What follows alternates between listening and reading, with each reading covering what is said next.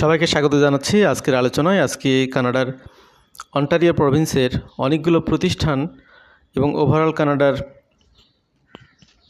Top 10 প্রতিষ্ঠান যারা 2023 সালে সবচেয়ে বেশি স্টুডেন্ট রিক্রুটমেন্ট করেছে, সেই সাথে বর্তমান সময়ে কানাডার কোন কোন প্রভিন্সে 2023-এর তুলনায় 2024 সালে বেশি পরিমাণে স্টাডি পারমিট ইস্যু করা হবে, এই সমস্ত বিষয়গুলো নিয়ে আজকের এই ভিডিওতে আমরা মূলত কথা বলবো।